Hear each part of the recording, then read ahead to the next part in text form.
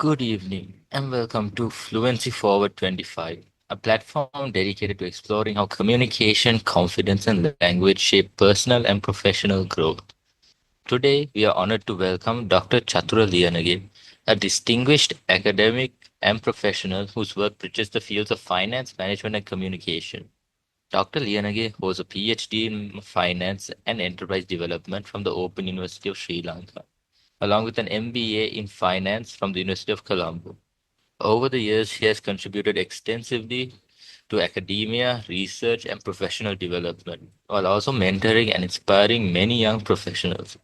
In this session, we will be exploring his journey with the English language, how communication shaped his academic and professional success and granted him leadership, along with practical insights for students and young professors navigating similar challenges today.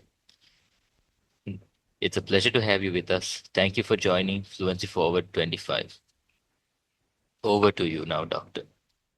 Thank you very much, Tashinder, for giving me the opportunity, and it's glad to be with you all today. Before I actually highlighting the today's topic, I want to thank especially the Advanced English Skills Improving Unit for selecting me for this session. I think it has been established in 2011 and remarkably performing for the royalists to improve their English skills. I think setting up this kind of unit itself, proving how they see the value of improving English for their future. So I think it's a great initiative. Let me just highlight few things about this English language and why it is so important, especially for me. So especially when it comes to today's business world, we are a country connected to the global world, and then we cannot work isolatedly. So we have to work with all the other countries, and being a hub in this business world, we have to have a common platform of communication, and English has been one of the most common language, universal language. So therefore, we cannot avoid or miss this language component, because without the proper communication, we cannot move forward. So whether we like it or not, English has been one of the very focal point for somebody's, especially in the business world, to go to the next level. So therefore, this has been a pivotal component. So when you look at our Sri Lankan context, now I've been a royalist. I'm from '98 group. We had 13 years of education in Sinhala medium, and most of our schools in Sri Lanka, it's the same. We have over 10,000 schools, and when you compare to international schools, I would say more than 95% coming from the Sinhala medium and Tamil medium. So when you look at our 13 years of education background, we are coming from teaching from a Sinhalese, communication language, and then just after our levels, we are pitching to higher diplomas and also degrees and also other professional courses. Are again more than 90% are in English medium, and again we are stepping into jobs where main communication mode is in English medium, in terms of presentation skills, in terms of writing skills, in terms of dealing with all the clients, especially in the with the international clients.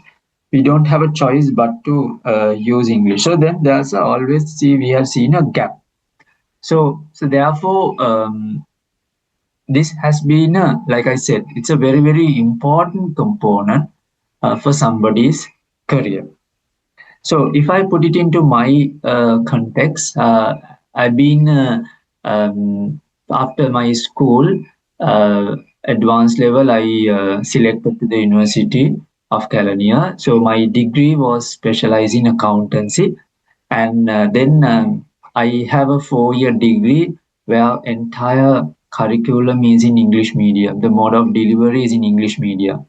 And just after advanced level, I selected CIMA exams, where entire program was in English medium. So we didn't have a choice but to adapt and get into this uh, communication.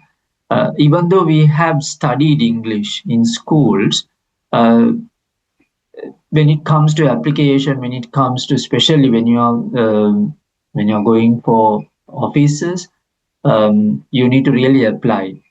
Sometimes the written knowledge may be good in many of us. However, when it comes to speaking and presenting, we need to further improve ourselves, especially when you're presenting into public forums.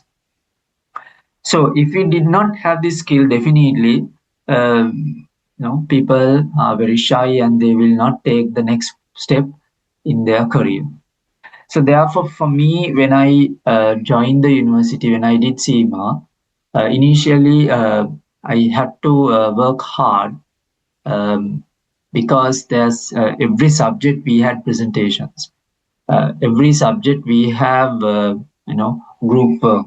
So therefore, when you had to present about 200 students, undergraduates in front of these large halls, um, you have to adapt yourself, you have to take extra effort, you have to you know work hard for that. So therefore, doing those presentations, and then when I've been after working from final year, we have started our internship. So I first my job was at Chevron Lubricants Lanka, we call Caltex. So their entire financial statements has to be prepared in English medium, and after that I joined Eak and Spence Hotel Management, where again the group accounts has to be prepared in English medium, dealing with many parties in English medium. And then I joined WNS Global Services, Aviva Insurance. One of the main operations was in UK, so I have to talk to a lot of foreign clients. I have to travel a couple of times to UK. So all these mode was in English medium, where we have to step in and apply our skills to continue our job. And also being an academic, I was teaching for almost 20 years for the master's program for CIMA ACC as a lecturer. So each time when we are doing delivering sessions, we didn't have a choice but to do it in English medium. And so all these sessions, uh, we had to use English. So therefore, for me, English has been the turning point uh, to create my uniqueness as well. Especially when you're teaching for students who has done up to advanced level in Sinhala medium, it is a challenge. So I've been a mentor for a lot of students, especially when now I'm at the University of California and I'm teaching again thousands of undergraduates. If you just highlighting the background, most of our students are coming from rural areas, and they are from uh, some of them are from very very rural villages.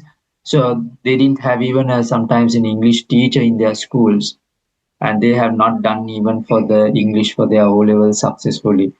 So therefore, with that kind of a background, when they have to do English a degree, it is very very challenging. So therefore, I see the importance of having this properly, so that they can really perform in their degrees, and when they go to their workplaces, it has been really helpful for me, and as well as it will help for anyone to perform in the industry.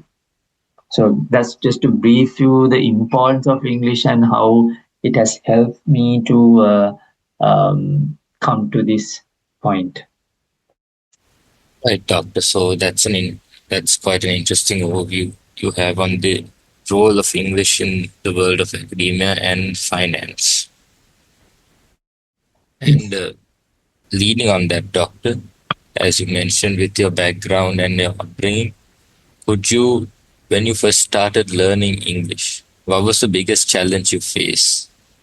And furthermore, leading on that question, was there a specific moment throughout your journey where you realized that you could actually do communicate in English confidently? Right. Okay. Yeah. Talking about my journey, well, again, like I said, I'm coming from a background where my mother and father are bankers, but we never speak English at home. Uh, and I have my schooling all 13 years in English in Sinhala medium. So uh, when it comes to, like I said, I had always challenges. The written English was okay because we used to go and we study English as a subject, and also especially from small days I used to go for elocution classes and do a couple of um, other English advanced courses as well. However, especially when it comes to speaking, since we are not much used to um, speaking with others, and even in the school, I hardly speak in English. So, with that kind of a background, it was not easy to straight away moving to a English speaking background. So that was the first challenge I would say that I personally face.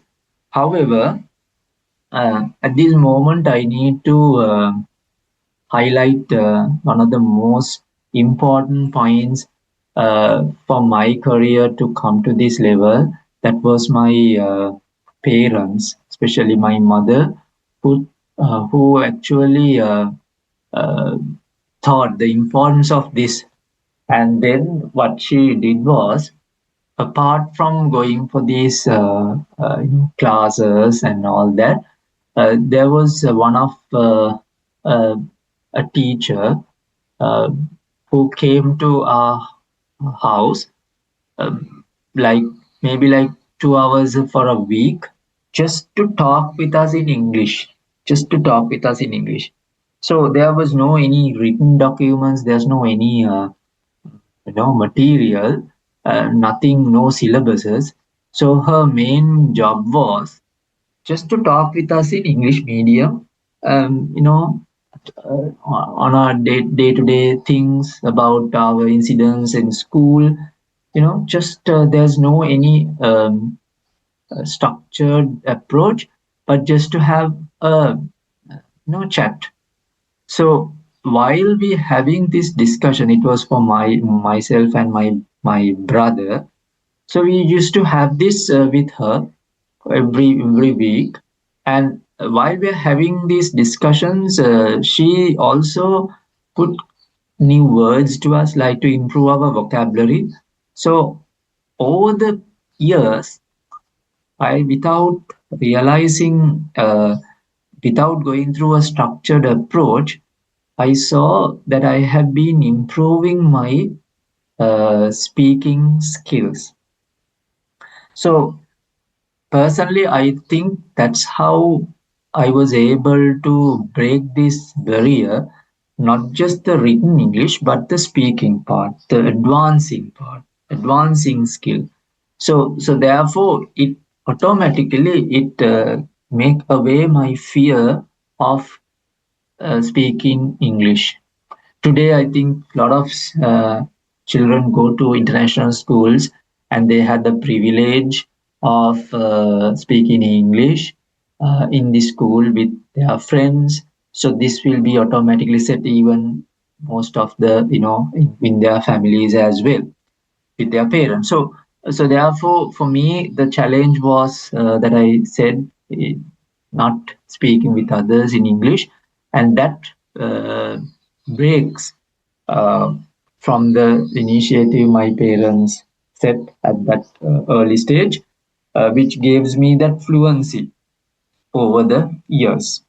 And highlighting my turning point, like I said, when I go to the university, from the first semester, all the presentation was in English medium. So I had to go and present to a big audience. So we had a team. Uh, Comparatively now, when I look at my batchmates, 95% are coming from out of Colombo. So there were very few from Colombo, and thankfully at that time I had a little bit of fluency in with in English. So I put the technical words, technical jargon, learn all the new English terminologies of these business, accounting and finance, technical words. So I practiced with my team, and also I had to coach them as well. Comparatively, my skill level was higher than them. So we worked as a team, and when we did our first presentation, first semester first presentation, I can remember it was for financial accounting. So at the end of the presentation, we were very happy, and especially I got so much of confidence that I have the ability to present and with others.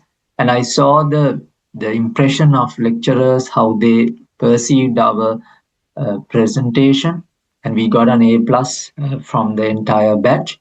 So we were very happy, and that was, I think, my turning point. I felt that I had the ability to present myself in a very formal audience. So that gives me that confident. Okay, now I have to improve, and especially when I go to work, this is going to be more challenging. So to go for that, I need to work hard. I need to improve my vocabulary. I need to develop my fluency, the flow. So that get me the confidence to start my journey. That's interesting, sir. And a very unorthodox method, which showcases especially how your confidence in the English language developed outside of the classroom rather than through formal instruction and other traditional means. Yeah, definitely. When we are always focusing on a more syllabus, or we just only focusing on the exams, and especially when it comes to English, and to improve this, especially the speaking part, you need to start from what you prefer. For example, sometimes for that entire 2 hours, we were talking about a cricket match. That entire 2 hours we were talking about a movie that we saw, right? So we will be talking about a incident which happened in one of our friends house, or something happened in the TV. So something that you like, you have to start from something that you like. And I have seen some of our English teachers, they always tell what you like. And even to start your presentations, you should not give specific topics. You have to do a presentation on this. We allow our students in our first year itself, we have a skill development program. And to improve their English, what we say is, come up with your interesting topic and talk for 5 minutes in front of others, something that you like. So people are passionate in their own ways. Some may be in astrology, sometimes maybe in astronomy, sometimes it can be cricket, sometimes it can be a political scenario, or maybe about something happen in the history, or anything that you really like, maybe cinema or entertainment. So to start off with what you like and what you're good at. Maybe it's about cars, right? So you start something what you like, and something you are very free, and that automatically build your confidence and let you go of the fear that you are, because before you get informal, you have to, get out from this, fear. So that's something, I think it's something for anyone to start off, starting something that you like, I would say. Right. That is some keen advice. And now, moving on to our next question. In your line of work in finance and management, how did strong communication skills in English support your career growth? Yes, yes. I think that's a good point. See, when it comes to finance and accounting, industries are very large, I would say. It has so many subsections and many, many roles. So I'm not going to go into many details on that, but if I just talk about as an overall picture, um, uh, Shashinder, it's the ability of somebody to communicate your financial details to others. So whether we like it or not, entire our financial reports, let's say you are a listed company, everything is being published in English medium. So you have to have a knowledge of uh, putting every these financial numbers to people on English medium. So you have to be knowledgeable on the technical words, right? So that's a little bit different to our talking English part. So you have to be aware of the technical terms. And always I used to have a separate dictionary on the we have always technical words um, small dictionaries. We call this paribhashta shabdakosha. These are specially if you take accounting and finance, you have set of words related to accounting and finance. So you can always refer and get your knowledge. So if you are specialized in, let's say, medical, there are separate dictionaries to give you that technical words.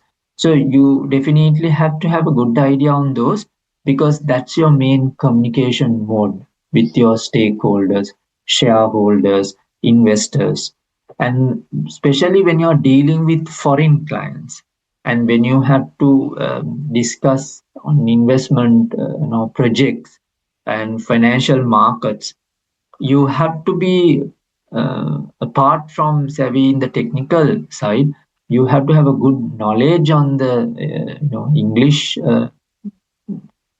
knowledge to transform your message to somebody, to be clear, to get the confidence of the investors. So that's one side of it. And on the same time, being an auditor, being maybe a banker, maybe an investment advisor, maybe a wealth management consultant, or maybe as a stockbroker, right? Especially when you are dealing with foreign clients, investors, you have to have a good English knowledge. And sharing my experience, I've worked for United Kingdom. I've worked for a couple of years at Aviva UK. It's one of the largest insurance companies in UK and in the world. So there were special projects where we had to work with different clients, and a lot of migration projects are there. The entire process was in English medium. So even though you have your technical knowledge, that's number one, and plus you need to have good communication method, improve, have a good like English knowledge to transform your messages to them. So therefore, one side, the reporting part, you have to have good knowledge on the technical words. On the other hand, you have to have a good knowledge of transforming your message as a financial advisor to others. So in both ways, it is improved. Written skill is also very important. Your numbers, the values, critical. On the same time, how you're going to put across to the stakeholders is also really matters. And just to highlight on as an academic, I've been also as a full-time lecturer now. I'm attached to university for the last 5 years, and each time that I want to teach, we have so many master's program, undergraduate programs, and all these programs, the delivery mode is in English medium. So you have to have a good English knowledge and presentation skills, so that people will understand what you're saying. Because what I see is the biggest problems that we see today. There are a lot of people have qualifications, they have a good knowledge. Sometimes when they are not in a position to communicate properly to others, so that's why I said two components. One is the technical part, the other one is the skill of, make it in simple to others, and that communication part. Then only you can be a good lecturer. Otherwise, there will be so many professors who has so much of technical knowledge. They have so much of research, but they are unable to put it across to people on a layman language, so that people will not understand properly.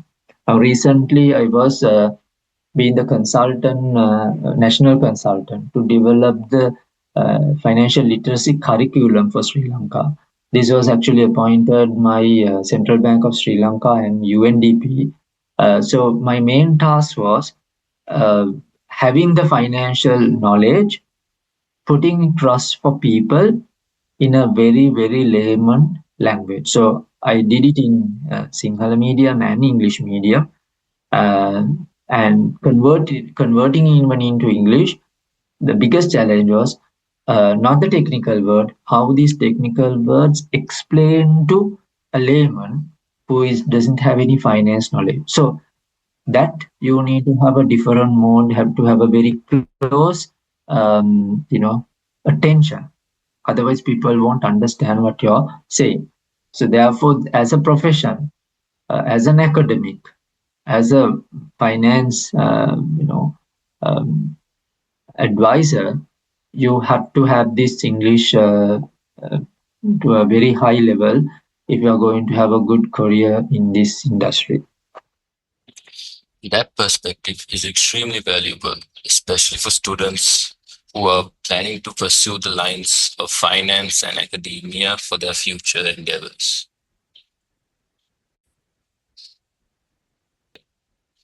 What daily or weekly habits do you practice to refine your English skills to a level that helps you stand out in a professional field? Yeah. So, like I said, I always try, you know, um, very simple methods to improve my this English knowledge.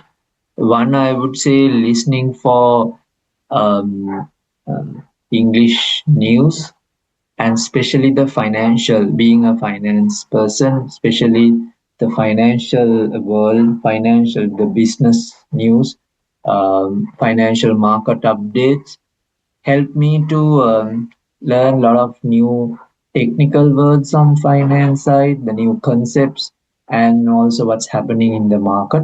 So while we want to learn about what's happening in the business, automatically you will get some new technical knowledge as well. So that's one thing that I used to do, listening for business news. And also, I hardly read newspapers, but a lot of materials that I receive through internet by subscribing myself into a couple of websites like Harvard Business Online (HBO), and then especially a couple of Yahoo Finance, Google Finance, which gives me a lot of financial alerts, and that by reading them through messages like from my phone, I used to get myself updated without taking a separate effort.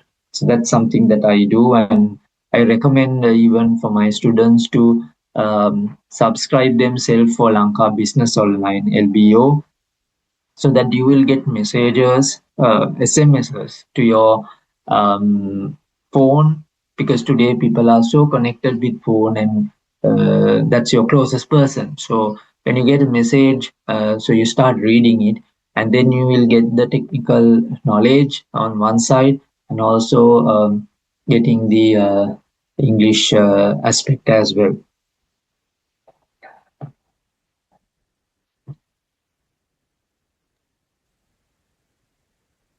Right, doctor. Could you just repeat the name of the websites you mentioned, sir, just for our Yeah, viewers? yeah. So when it comes to Sri Lankan context of getting this business news, we can say Lanka Business Online (LBO). When it comes to some of these foreign websites, I would say you can get um, the Yahoo Finance, and you can connect it to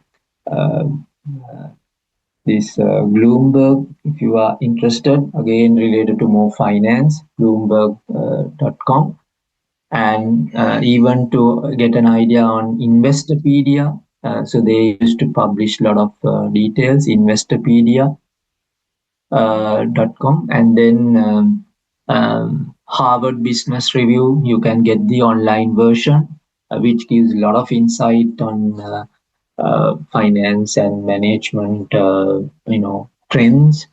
And also, there are a lot of courses if you are interested in Coursera. It's one of the free websites where we can educate ourselves on many areas in English medium, where you can certify yourself after sometimes following these courses. You can even complete and get your certifications, which are very valuable. So these are some of the websites, and today, unlike any other eras, we have AI tutors coming in to improve your English.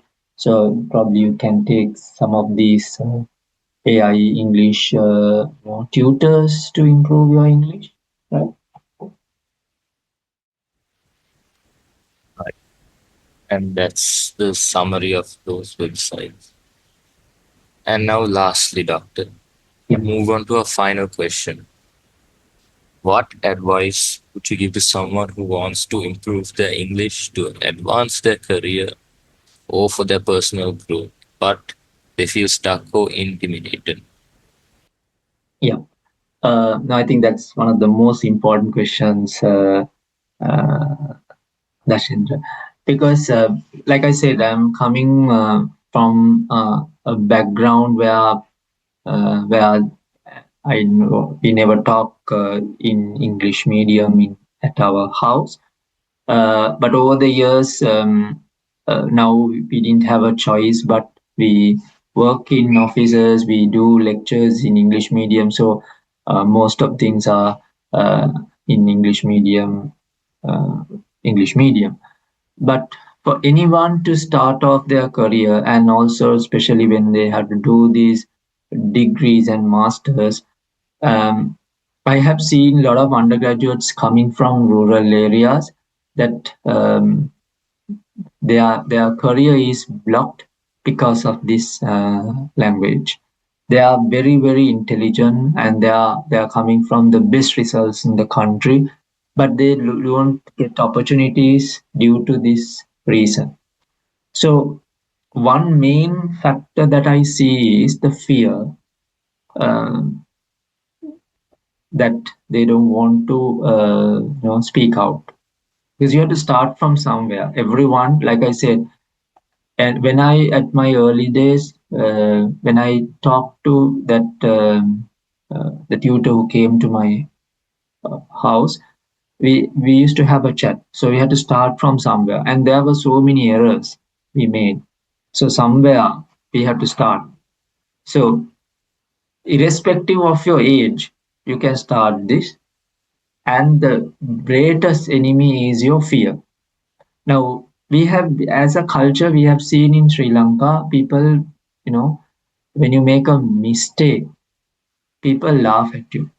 And I would, I think we have to change this mindset, because if you go to a foreign country, you don't care what others think, because your native language is definitely not English. If your native language is English and you are making mistakes, yes, should be ashamed of yourself. But you are coming from another background, and if your native language is not English, there's no reason for you to be worried. And you have enough time in your school days, in your university career, to change yourself. We are saying, no, you have 4 years to change, transform yourself. But if you again hide out for that 4 years, when you go to the job and when you make mistakes, yes, a lot of people will point at you. If you are a senior person and if you make mistakes, people may point on you. So therefore, you don't need to wait until that time. You can change yourself at your early career, early days. So to do that, again, the fear is the biggest thing. The problem is within you. So you have to go out of way and change this attitude, because that is not my mother tongue. I have to improve. Now look at, if I'm not putting any nationalists down, but if you just share, see how Indians, majority of the Indians speaks. What is their accent? Will they anyone care about it? Sometimes we people are taking fun of it, and but they don't care. They just talk with their own accent. Same goes to Chinese. So therefore, there's no need to worry too much. We don't need to always get that accent. As long as you speak in your own way that people will understand in a simple way, that's more than enough. You have to start from there, and then over the years you can improve your vocabulary. We are talking about 1,000 to 2,000 total words in English medium for our day-to-day use. If you are a very high intellectual, like a PhD person in English, they will have like maybe another 4,000 to 5,000 extra words. So the common languages, we are talking about 1,000 to 2,000 words. So if you can manage these words, then you can be a very good English speaker. So you have to start from that, and then you have to further improve. And so I would say always keep a notebook. Every day you just learn 4 to 5 new words and add on to your vocabulary. Over the years, you will be amazed how many new things that you have without knowledge have added to your English vocabulary. So that's something you can start off with. And that fear is the critical thing, so which you have to change your attitude and move forward. You can make mistakes, any mistakes at when you're studying. So you correct yourself, ensure that you are not repeating it. As long as it's not repeated, then it's fine. All right. So and over the years, you will be amazed that it's a transforming journey. You can't overnight do this thing. You can't learn everything in 10, 20, 30 days. If somebody is saying that, I don't think it will work out. So it is something that over the years it will be developed. So therefore, you have to start somewhere. You can make mistakes, and don't think about what others talk about it, and improve yourself over the years. They will also see how you are transforming yourself. So start today. Start in a very simple way. Don't worry about making mistakes. The main thing is not to repeat that. Improve it and move forward. You will be a successful person. So that's the message that I would like to highlight. Thank you, Dr. Liyanage, for sharing these insightful experiences with us. It's been a privilege having you on Fluency Forward 25. And that concludes today's session.